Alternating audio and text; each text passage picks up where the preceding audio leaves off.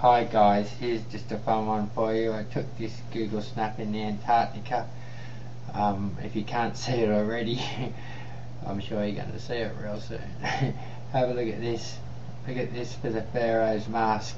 There you've got the third eye thing on the top. There you've got her eye, her nose, mouth, or his mouth, his nose, his eye, his thingo, and even with the customary Pharaoh's chin.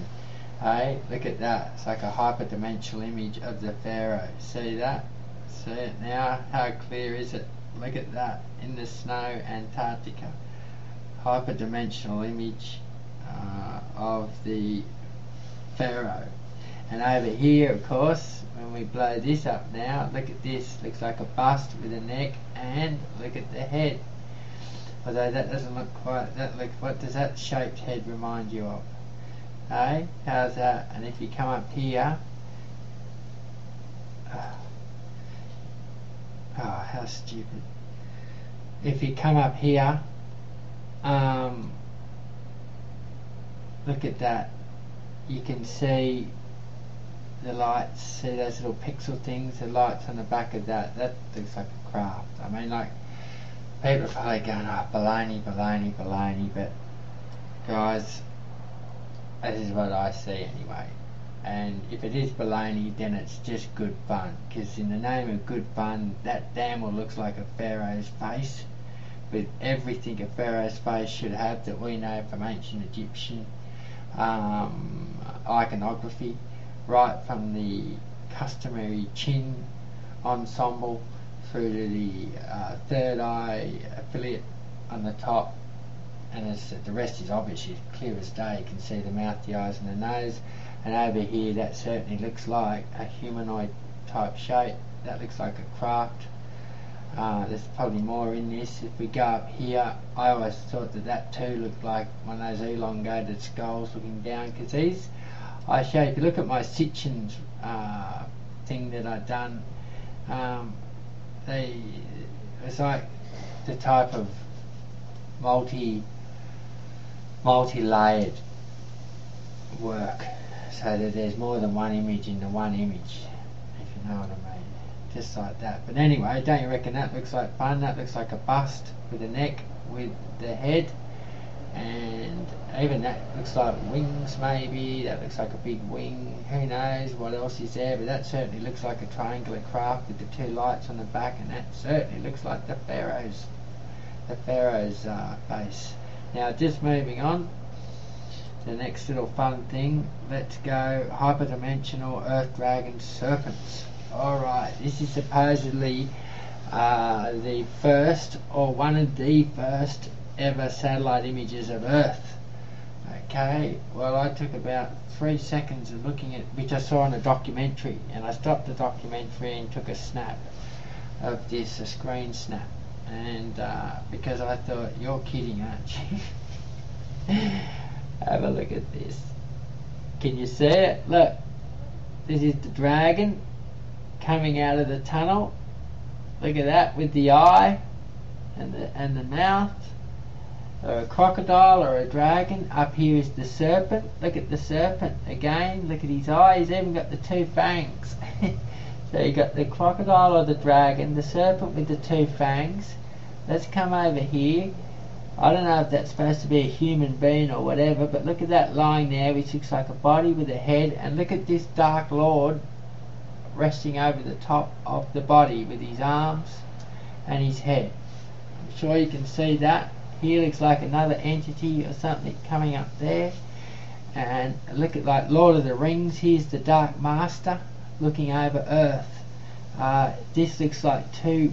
This is what I saw first, was these two things. I thought, God, they're coming out of the thing. That's like hyperdimensional, right? And then these two images popped out as clear as day. If we go up here, we can spin it round. Anyway, you're seeing, I better slow down. I go too quick because I just want short videos, so, you know, I don't know why they have to be short, but they don't. But you can see what I mean. Let's go back. You've got the crocodile or the dragon coming out of the tunnel. You've got the serpent with the eye and the two fangs straight on top of it. You've got someone lying down there, looks like a head and a body. Over the top of the head of the body is the Dark Lord with the face and his arms and whatnot. Up here you have the Dark Lord Wizard overseeing everybody else. Here you got, looks like a hyperdimensional porpoise or a whale or some other figurine coming out of the screen. Another one there. It goes on and on and on. Let's do a bit of a right. Now let's go in here. Look at this. It either looks like a helmet or a chicken wing. Okay, that one. There's those two. See what I mean by this comes out of the screen? I'm sure there's much more in this. I'm just going on what I've found. Okay, but see what I mean? This is supposed to be a composite image of Earth. Now, one of two things has to be now going on here. Let's blow it up again. One of two things has to be going on here. Either this, even look up here, I noticed, look at the difference in the height of these edges. Like, it's fake as buggery to me. Or from space, this is, both possibilities are as full on as each other. If this has been passed off as an official, which it was and it is, if we go down here, oh God, we can go on, we'll move on to that one. It gets passed on as it is, of a first satellite image of Earth. It means they're either taking the rinse out of humanity, the people that put this image together, by putting on the crocodile, the serpent, the body with the Dark Lord, and the Dark Lord, and the chicken wing, or the helmet, the military helmet. And I said there's much more in here if you want to find it. They're either putting together a composite image and then trying to pass that off as a satellite image of the Earth, which is there's two conclusions from that. One, they're trying to hide the real images of Earth, or two, they didn't have the technology they said they were having, or three, despite even having the technology they said they're having, what they've done is, on top of the image of the Earth, the secret societies have put their own emblems over the top of the Earth image.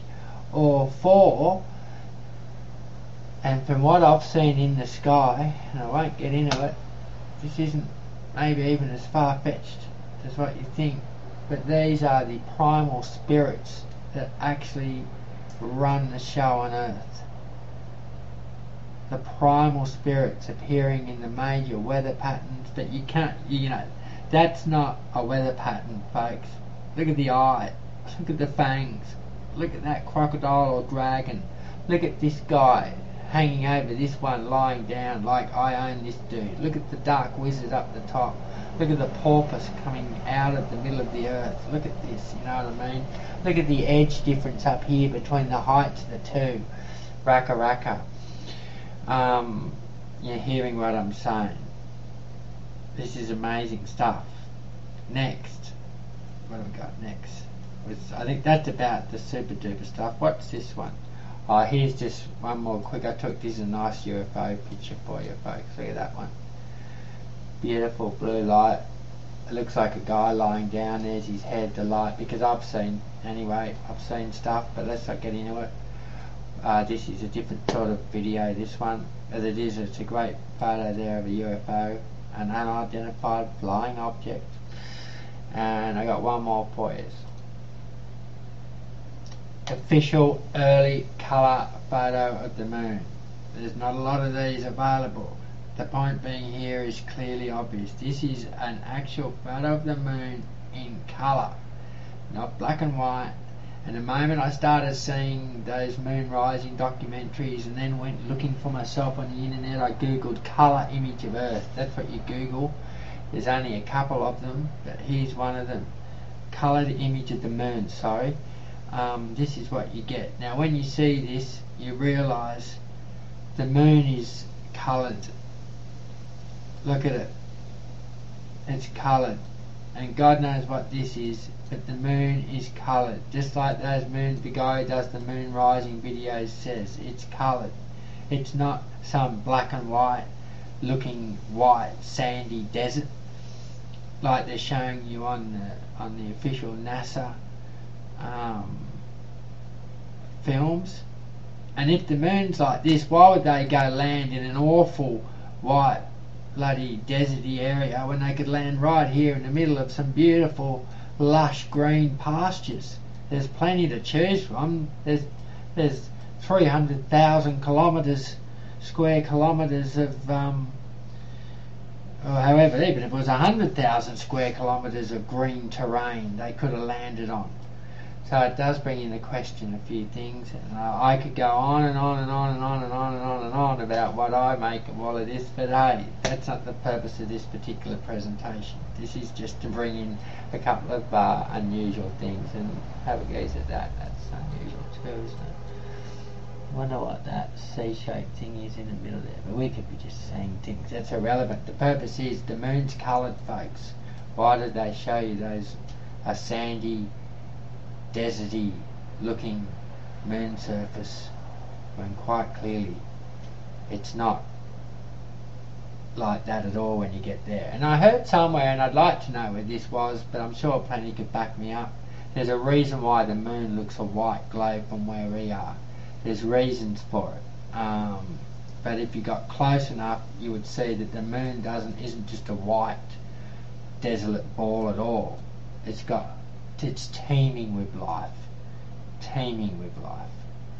Okay, if only vegetation.